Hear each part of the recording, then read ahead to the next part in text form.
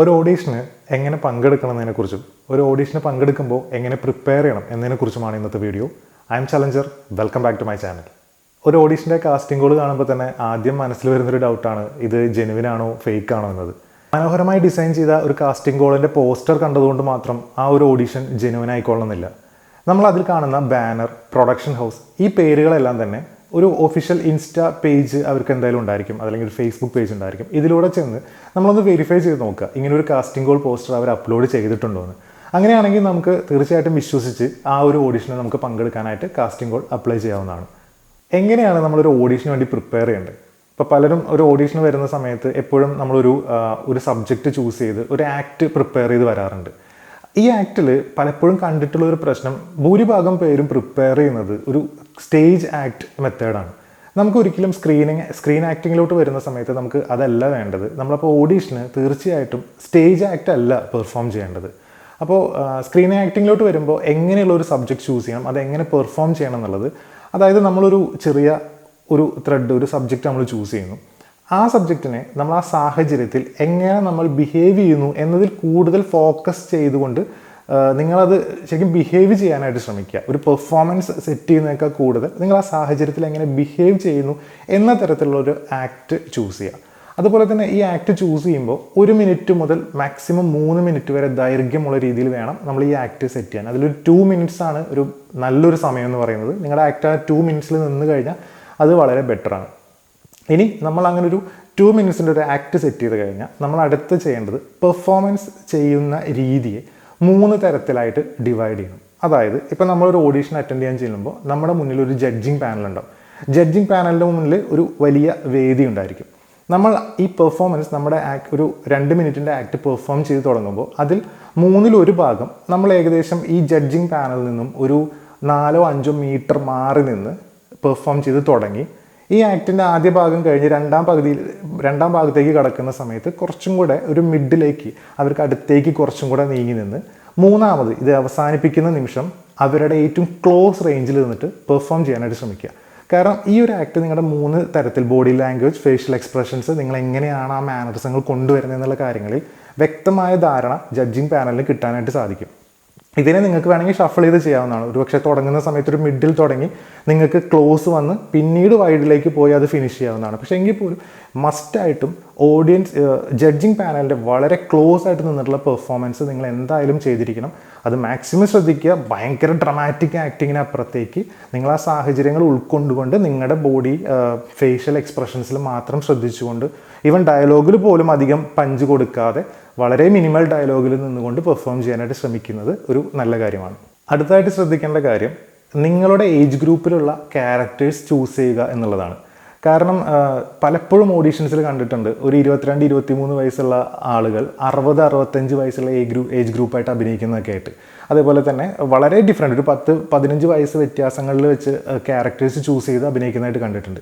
പക്ഷേ ഒരു തുടക്കക്കാരൻ എന്നുള്ള രീതിയിൽ നിങ്ങളെ ഒരു സിനിമ ടീം നിങ്ങൾ ചൂസ് ചെയ്യുന്ന സമയത്ത് ഒരിക്കലും നിങ്ങൾക്ക് അങ്ങനെ അത്രയും ഒരു ചലഞ്ചിങ് ആയിട്ടുള്ള രീതിയിലുള്ള ക്യാരക്ടർ ഏജ് ഗ്രൂപ്പൊന്നും തരാൻ സാധ്യത വളരെ കുറവാണ്. അപ്പോൾ നമ്മൾ മാക്സിമം നോക്കുന്നത് നിങ്ങളുടെ ഏജ് ഗ്രൂപ്പിന് പറ്റിയിട്ടുള്ള ക്യാരക്ടർ സിനിമയിൽ ആപ്റ്റ് ആയിട്ടുള്ളതുണ്ടെങ്കിൽ അത് നിങ്ങളിലേക്ക് കൊണ്ടുവരാനാണ് ശ്രമിക്കുക. അപ്പോൾ അതുകൊണ്ട് തന്നെ നിങ്ങൾ പെർഫോം ചെയ്യുമ്പോൾ നിങ്ങളുടെ ഏജ് ഗ്രൂപ്പ് ഏതാണോ ആ ഏജ് ഗ്രൂപ്പിൽ നിന്നുകൊണ്ടുള്ള ക്യാരക്ടേഴ്സ് നിർബന്ധമായിട്ടും പെർഫോം ചെയ്യാനായിട്ട് ശ്രമിക്കുക. ഇപ്പോൾ നമ്മൾ ഓഡീഷന് എങ്ങനെ പ്രിപ്പയർ ചെയ്യണമെന്ന് മനസ്സിലാക്കി. ഇനി നമുക്ക് ഓഡീഷൻ എങ്ങനെ പ്രസൻറ്റ് ചെയ്യാം എന്നുള്ളത് നോക്കാം.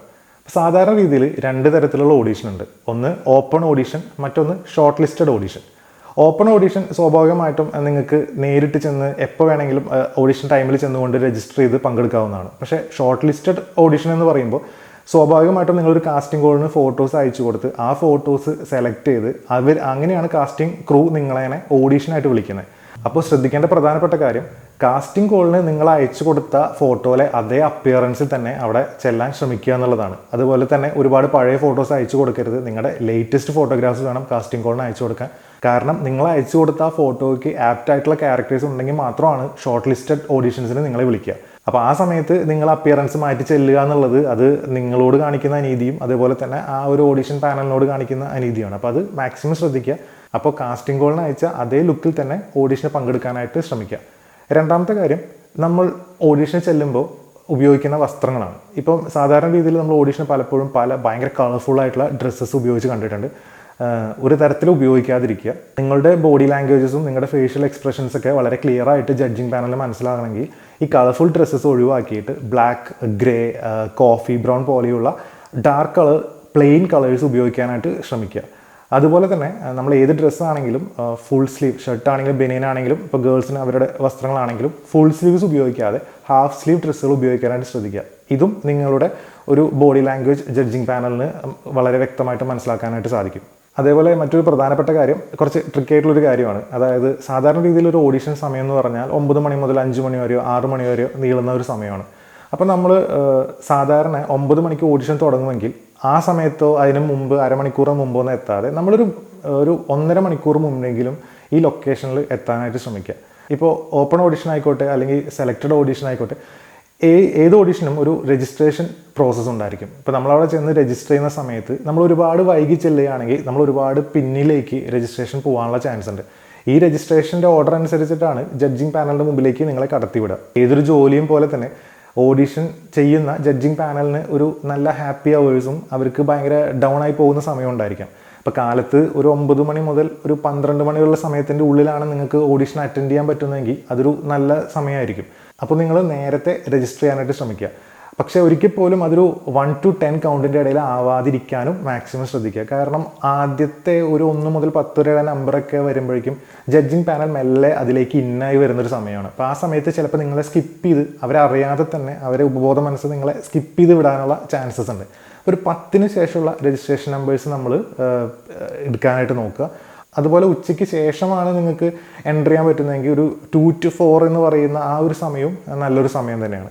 കാരണം ഇത് പറയുന്നത് ഒരു സാധാരണ മനുഷ്യരായിട്ടുള്ള ഒരു ജഡ്ജിങ് പാനലിൻ്റെ ഒരു എനർജറ്റിക് ആയിട്ടുള്ള അവരുടെ ഭയങ്കര പ്രസൻസ് ഓഫ് മൈൻഡ് നിൽക്കുന്ന ഒരു സമയം കണക്കിലെടുത്തുകൊണ്ടാണ് പറയുന്നത്. അപ്പോൾ ഈ കാര്യങ്ങളൊന്ന് ശ്രദ്ധിക്കുക. പിന്നെ അവസാനമായിട്ട് പറയാനുള്ളൊരു കാര്യം, അതൊരു പ്രധാനപ്പെട്ടൊരു കാര്യമാണ്.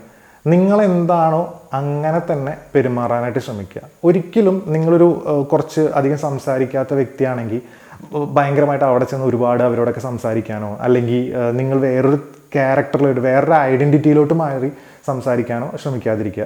നിങ്ങളുടെ മുന്നിലുള്ള ജഡ്ജിങ് പാനൽ എന്ന് പറയുന്നത് അവർ സിനിമയിലെ അഭിനയം കണ്ടു വന്നിട്ടുള്ള ആൾക്കാരാണ്. സോ നിങ്ങൾ അവരുടെ മുമ്പിൽ അഭിനയിക്കുന്നത് ഈസി ആയിട്ട് പിടിക്കാനായിട്ട് അവർക്ക് പറ്റും. അപ്പോൾ നമ്മളായിട്ട് നിലനിൽക്കുക എന്നുള്ളതാണ് ഇതിലെ ഏറ്റവും പ്രധാനപ്പെട്ട കാര്യം. നിങ്ങൾ ഒരുപാട് സംസാരിക്കുന്ന ആളാണെങ്കിൽ തീർച്ചയായിട്ടും നിങ്ങൾക്ക് ജഡ്ജിങ് പാനലിനെ പോയി പരിചയപ്പെടാം. പക്ഷേ ഒരുപക്ഷെ നിങ്ങൾ അധികം സംസാരിക്കാത്ത ആളാണെങ്കിൽ അതിൻ്റെ ഒന്നും ഒരു ആവശ്യം വരുന്നില്ല. നിങ്ങൾ ചെല്ലുന്നു, നിങ്ങളുടെ ഒരു ഇൻട്രൊഡക്ഷൻ കൊടുക്കുന്നു, നിങ്ങൾ പെർഫോം ചെയ്യുന്നു, നിങ്ങൾ അവിടെ നിന്ന് പോരുന്നു. ഈ ഒരു രീതി മാത്രമാണ് നമുക്ക് അവിടെ ആവശ്യമുള്ളൂ. കൂടുതലായിട്ട് അവിടെ ഒരുപാട് പേരെ പരിചയപ്പെടേണ്ടതായിട്ട് വരുന്നില്ല. കാരണം ഇതിനൊന്നും നമുക്കൊരു പ്രോപ്പറായിട്ടുള്ള സമയം കിട്ടിയെന്ന് വരില്ല. അപ്പോൾ അതിനുവേണ്ടി ശ്രമിച്ച് നമ്മൾ ഒരു പരാജയം നേരിട്ട് പോരുന്നേക്കാൾ എന്തുകൊണ്ടും നല്ലത് നമ്മൾ ആ കറക്റ്റ് ട്രാക്കിൽ പോകുക എന്നുള്ളതാണ്. അപ്പോൾ ഇത്രയും കാര്യങ്ങളൊക്കെ ശ്രദ്ധിച്ചുകൊണ്ട് ഓഡീഷന് പങ്കെടുക്കുക. ഇപ്പം നിലവിൽ നിങ്ങൾ പങ്കെടുക്കുന്ന രീതിയേക്കാളും കുറച്ചും കൂടെ നല്ല രീതിയിൽ പങ്കെടുക്കാൻ ഈ ഒരു വീഡിയോ നിങ്ങൾക്ക് സഹായമായിട്ടുണ്ടെന്ന് ഞാൻ വിശ്വസിക്കുന്നു. അങ്ങനെയാണെങ്കിൽ തീർച്ചയായിട്ടും കൂടെ ഉണ്ടാവുക. നമുക്ക് പുതിയ വീഡിയോസ്, അതായത് കാസ്റ്റിംഗ് കോളിനെ കുറിച്ചും സ്ക്രിപ്റ്റിങ്ങിനെ കുറിച്ചും അതേപോലെ സ്ക്രീൻ ആക്ടിങ്ങിനെ കുറിച്ചുള്ള കൂടുതൽ കാര്യങ്ങൾ വീഡിയോയിൽ വരുന്നുണ്ട്. അപ്പോൾ അടുത്ത വീഡിയോ എന്ന് പറയുന്നത് കാസ്റ്റിംഗ് കോളിനെ കുറിച്ചാണ്. അപ്പം വീഡിയോ ഇഷ്ടമായെങ്കിൽ തീർച്ചയായിട്ടും സബ്സ്ക്രൈബ് ചെയ്യുക, ഒപ്പം ഉണ്ടാവുക. നമുക്ക് ഒരുമിച്ച് യാത്ര ചെയ്യാം. Thank you.